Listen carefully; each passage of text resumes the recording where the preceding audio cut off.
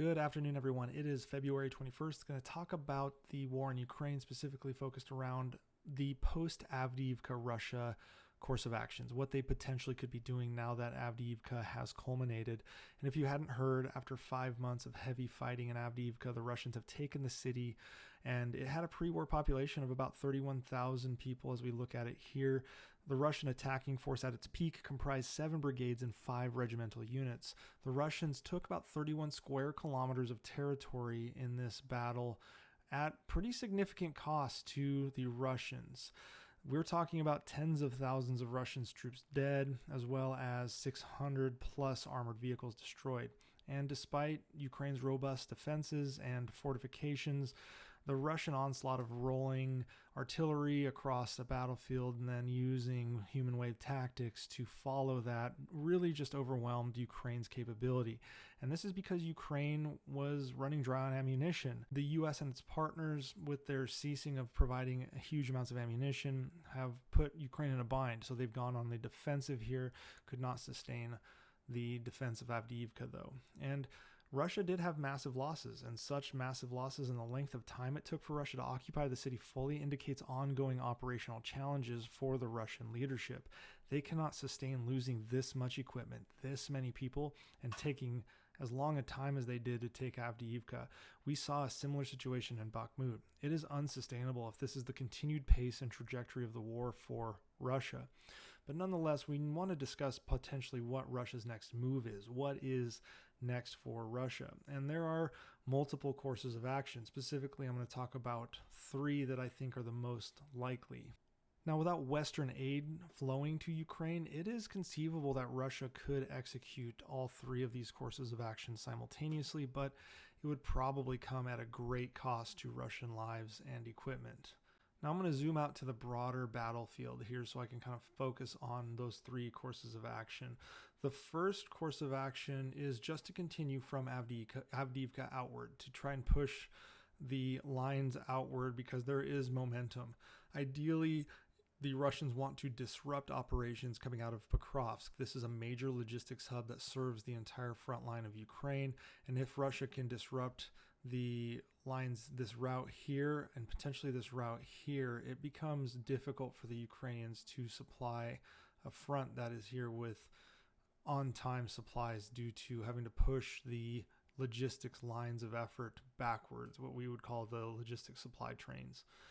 And they're not like choo-choo trains. It's just a term, trains. Now, the second course of action would be to strike at the morale of Ukraine, and that could potentially be retaking the territory Ukraine took during the summer and fall offensive. Now, granted, this offensive was pretty unsuccessful for the Ukrainians, but they did take some territory, specifically around Robotyne, which I have circled here. This effort here would be demoralizing for the Ukrainians if they lost it. Having taken such a small amount during their offensive operations, and then having the Russians retake it back after the Avdiivka battle would pose a morale problem for the Ukrainian leadership to keep their soldiers motivated in this region. And it is something that Ukraine has to deal with. It is something that Russia may end up redeploying troops to bolster up lines along this front to potentially make this red again, make this Russian. Now, the third is a much more dangerous course of action for both sides. The Russians would lose huge amounts of people, but they have shown the capability to do so and still move forward. They have shown the capacity to not care about losing so much equipment and personnel as long as it eventually reaches a goal. And that would be to focus on an arc that runs through Lyman, Sloviansk, Kramatorsk, and Chasiv Yar outside of Bakhmut. So I'm talking about this whole area. Again, this area is heavily defended, but it presents the greatest opportunity for disruption by the Russians of the Ukrainian efforts. Sloviansk, Kramatorsk are both prime targets. Chasiv Yar is within reach of forces that have been fighting in Bakhmut, and Lyman would present an opportunity to retake territory that the Ukrainians gained back from the Russians earlier in the war. Now, as I said, Sloviansk, Kramatorsk, this whole area has very robust and very mature defenses. A lot of these defenses were built during the 2014 Russian invasion, but a lot of this also hedges on support from the West, providing the additional ammunition to the Ukrainians. And if they don't have that ammunition, you could see a Russia emboldened to try to push these two nodes outward and take these areas, specifically Chasiv Yar.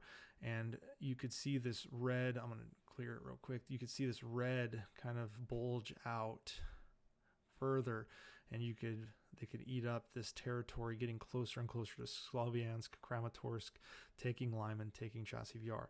Those are some of the areas I think we could see major efforts rotate from Avdiivka. If they aren't continuing in Avdiivka, rotate to Robotyne in the south, rotating to potentially Sloviansk. And as I said, there's nothing saying that Russia couldn't be emboldened by the lack of support coming out of the West and try to exploit all three at the same time.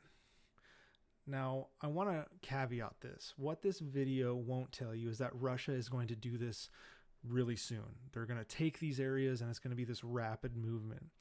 Over the past 20 months or so, we've seen Russia conduct offensive operations, and they have always been a massive grind. Severodonetsk, Bakhmut, Avdiivka, that type of fighting will continue. It's not going to be fast. We're not talking about blitzkriegs here. This also won't tell you that Ukraine will stop these advances. Russia is leveraging an axis of evil that is willing to support them. I'm talking about Iran and North Korea providing ammunition, missiles, bolstering Russia's supplies willingly. Meanwhile, the West is wavering, and that is what Putin's goal has been since the initial invasion failed, to extend the war long enough that he outlasts the fickle West. Russia is willing to quietly draft poor minorities and criminals to the front lines, but with enough of them, they can see breakthroughs. And how they do that is basically they just send a group of 50 soldiers forward. Something like 75% of them get killed. Those regroup, send another group forward.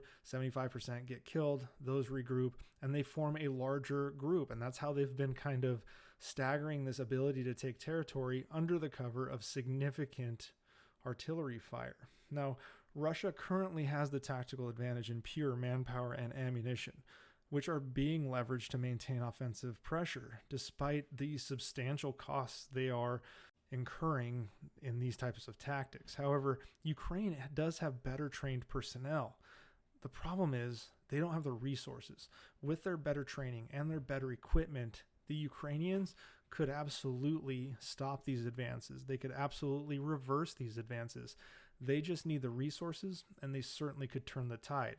It just is up to the West on whether they are still committed, because clearly Russia, Iran, North Korea, they are all committed for Russia on the other side of the battlefield lines here.